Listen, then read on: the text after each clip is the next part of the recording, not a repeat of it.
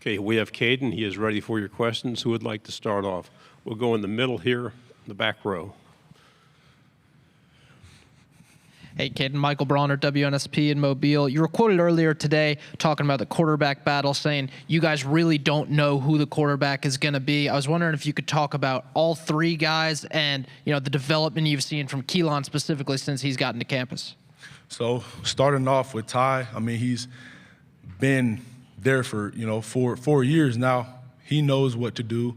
He's doing to his best abilities to succeed, and just having that experience. I know he hasn't been a starting quarterback, but he knows what he's doing. And Austin Mack, he's been at that same type of level too. Like, he knows what he's doing, tall guy, lengthy. Something that I want to point out is they all can run. They can scoot. The arm talent is crazy from all three of them, and I'm just proud of Keelan for coming in as a freshman. It's not hard, especially, being the SEC at quarterback, but they're all three doing their job. So I'm proud of all of them. Middle, second row. Hey, Kadyn. I'm curious, when you have a group of very highly touted offensive linemen that come in from this freshman class, what's your first message to them and be like, okay, this is how the SEC is different? So my first message to them is that I've been through some hard things, and I never want them to go through what I had to go through my freshman year, after giving up however many sacks that I did. So I just want to show them that I love them, I care for them. If they want to come talk to me, if they want to go watch film, they can call me up, and I just want to be that role model for them. So yeah. Right side, third row. Hey, Kadyn, Johnny Condon, ABC 3340 Sports in Birmingham. Ryan Williams kind of flashed last year as a freshman, became kind of a superstar throughout the country. I'm interested to see what he's like behind the scenes with teammates and just how he's handled that level of fame and success after 1 year. Behind the scenes, he is a funny guy. Like, if y'all ever get to talk to him, he's a funny, goofy guy. Obviously, you've seen the TikTok dances. He's not afraid of who he is, and I love that for him. And he's had great success his first year, and I know year two is going to be even better for him. Sir. We'll go in the middle, fourth row. Kadyn, Tyler Shaw with KBTX and College Station. Wanted to ask about one of your new teammates, Cam Dewberry, on that offensive line. Just kind of what is he like as a teammate, and kind of what does he add to that group? What he brings to this group is intensity. He's had those years where he started. He's been playing since early freshman year, so he's been through those tough environments. He knows what's going on, and he's older than me, so he has a little bit more experience than me. So some things that I don't know, he could teach me, and I love that. We have those elder guys. We always have a mix of young guys too that he can teach and that I can teach, and we kind of feed off of each other for sure from the past experiences that we've had. Right side, then pass it forward, please. Kadyn, Coach DeBoer mentioned kind of a rotation that y'all have of 6 offensive linemen right now. Just how have you seen that group come along throughout the spring and the summer? I would say every single offensive lineman, just going from the whatever top 6 to all 20 of them, even the walk-ons, we're working our tails off in the weight room, in the meeting room. Especially I just want to highlight the freshmen that have came in. All of them came in ready to go, ready to work. I would say even better than me when I came in as a freshman. They just have that level of intensity to them, and I know they want to work. But the top 6, whoever those 5 are that are, come August 30th, I'm gonna be proud of each one of them, and I know that the coaches are gonna make the best decision moving forward. So, second row. Alex Byington on 3. A lot has been made of Thomas Castellano's comments this offseason.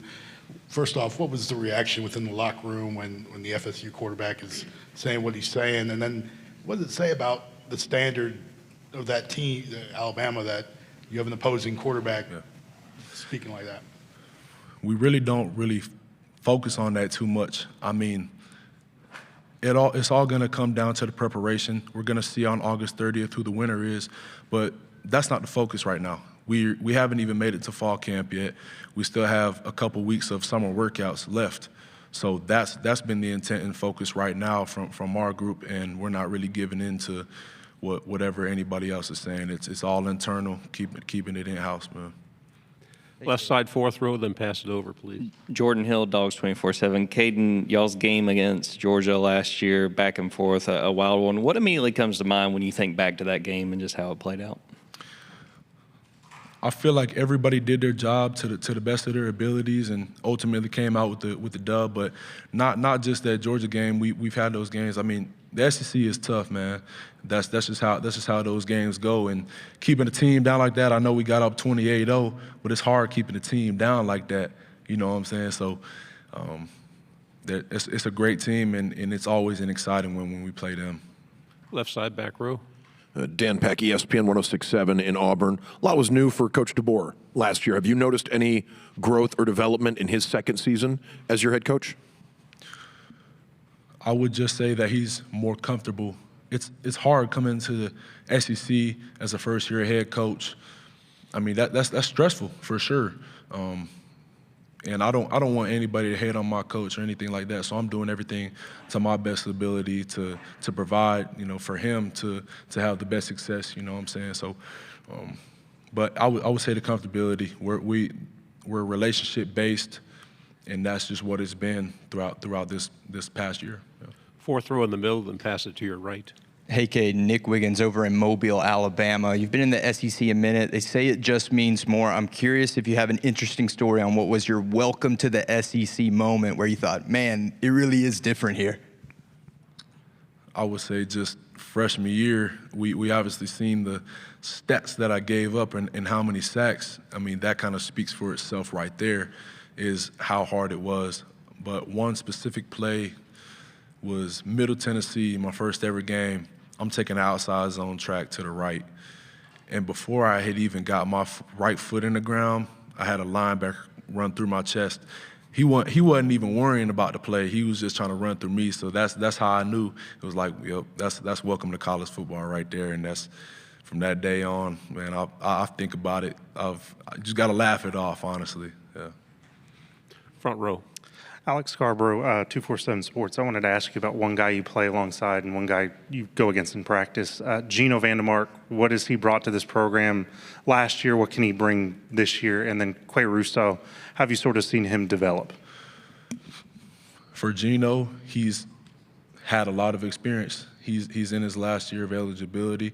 He's played a long time of football. He knows what he's doing. He's a smart guy. But ever since going to Alabama, he's gotten stronger, gotten faster, and he's just had that focus and intent, knowing that he's an older guy and knows that this is his last year. He's got a sense of urgency, honestly, to be the best that he can. And Quay, I remember a play yesterday where he shot off the ball on me outside of the tight end, and it's just hard getting to that guy. That's just how he is. He's a fast, strong, powerful guy. You never know what he's going to do. He's got great hands, great feet, powerful guy. That's really what it is. He's a strong dude.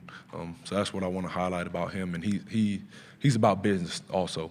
So they're both about business. Two final questions in the red shirt, then pass it over your shoulder, please. Kadyn, Jarrett Bates, WNSP Mobile. You've had a unique opportunity being in the SEC, playing lots of football there against great opponents, protecting a guy who's a crazy athlete like Jalen Milroe, Ryan Williams outside, freak athlete there, and even maybe in your time transferring back to Iowa, seeing Caitlin Clark. Who's the best college athlete you think you've ever seen? I would say Caitlin Clark for sure. There's talks about who's the best athlete to come out of Iowa, and I don't want anybody to say my name. I don't want anybody to say my name. I want them to say Caitlin Clark, because the things that I've seen her do is crazy, and that's probably, I want to say that's the best basketball player that I've seen, honestly. So. Kadyn, you've talked a couple of times about the struggles from freshman year. What do you think was the biggest reason for that, and what do you think you've been able to change so that you're not, getting beaten all the time and giving up sacks? I feel like I got flustered a lot. It's hard thinking. You play slower when you think. You get up to the ball, you're not really sure about what you're doing. So that was the biggest part. It wasn't about the weight or anything like that, because I played last season 10 pounds heavier than I was my freshman season, and I had better stats than my freshman year. So I feel like it's just thinking. It's hard mentally. It's a mental challenge, especially playing in tough environments. So, Great job. I wish we had more time with you. thank you.